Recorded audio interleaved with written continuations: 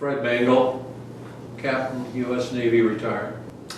Now, I told you that before, we also got a little lucky by the time we got to our home port in Yokosuka, Japan.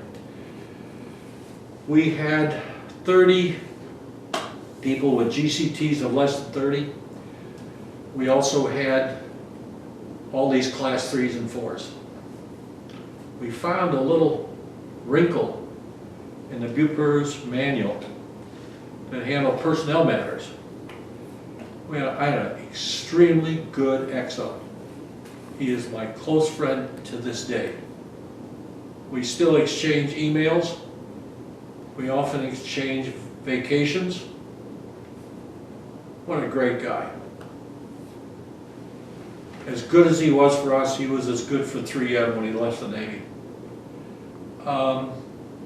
He found this wrinkle in the Buper's manual which said, if there's anyone who is a potential liberty risk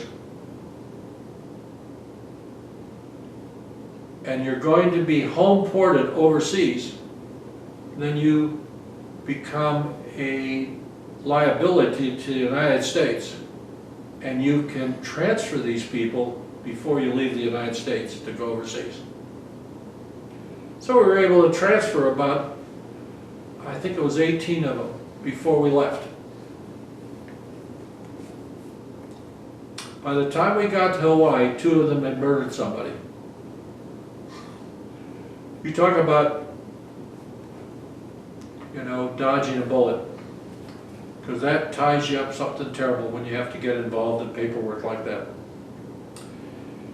We went to Hawaii.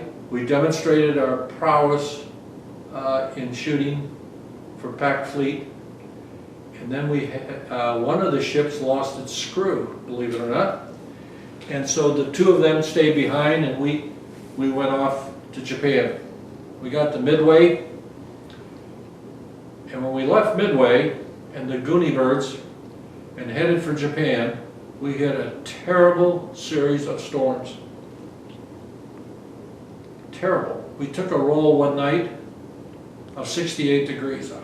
It scared the hell out of me. I wasn't sure we were going to come back. In one 3-day period, we had 132 officers and men at that time. In one 3-day period, we only served 26 rations per meal out of 132 officers and men. Only 26 rations per meal. I had to stand watches. My XO had to stand watches. We were the only 2 officers, along with the chief engineer, who could stand watches. Among the officers, we had one chief that stood watches because we were so short-handed. When we got to Japan, some of us literally kissed the bollards on the pier. I mean, it was really a very rough passage. The chief, the first-class bosun, ordered 30 buckets when we got to Japan, and from then on, anybody new aboard ship had to carry a bucket the first night out until they proved they could handle rough seas. This ship was a very rough riding ship. In fact, this ship was really, as far as living conditions went, more like a surface submarine than a ship. Let me give you some feel for this. One of the major berthing compartments, everybody had a locker. There were 2 large Pico lockers. They were very large. And the air conditioning units, the bottoms of 2 of the launchers hung down into the compartment. Every man had a bunk, but we only had 7-foot overheads.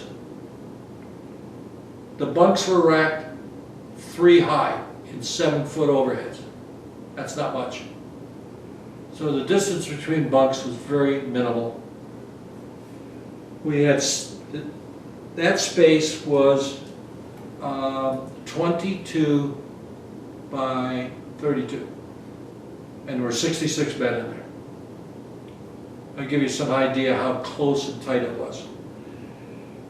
Remember we had about 130 men, a little more than, by the time we got to Japan, we fleshed out to 147 officers and men. So we had about 135 who ate on the mess. By the way, the officers ate off the same mess as the men. We did not have a separate galley.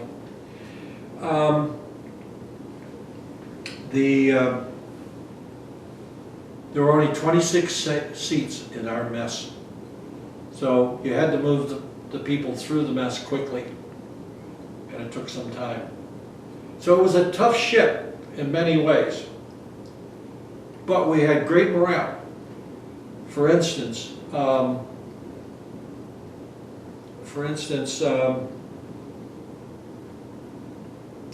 this ship, by the time I left, had the highest first term shipping over rate in the entire U.S. fleet. And this is during a time of war. 51% of all the people coming up for their first time turnover shipped over and stayed in the Navy. Incredible, really. But there were a lot of reasons for that. We had a great mess. At 150, at 150 officers and men, you went to a different level of pay for your food. Below that, you were like a submarine. So we always had more money for food than we could use. So we got we really started thinking about how we could use all this money to feed our people better. And what we started doing, like everything else we did on this ship, we started looking at all the regulations. And we found that if we could find a holiday, then we could have special food. So we celebrated Coral Sea Day, and we celebrated the victory at Midway, and we celebrated this, and we celebrated that, and we celebrated every birthday on the ship. And so we would have lobster twice a month. Most ships in the Navy never had lobster.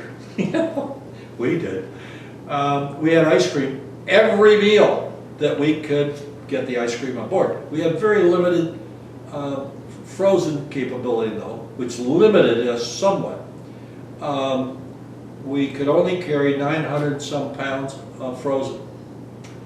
In one case, while we were on the gun line, we got a bad delivery via helicopter from the carrier, from the underway replenishing ship, and for the next 3 weeks, the only meat that we had on the ship was, what do you call it, beef, roast beef. So we had roast beef in the morning, at lunch, and at dinner for 3 weeks. It took me about 2 or 3 years before I could order roast beef anywhere. You know, I mean, we tried every possible way to serve roast beef. We ground it. You name it, we had it.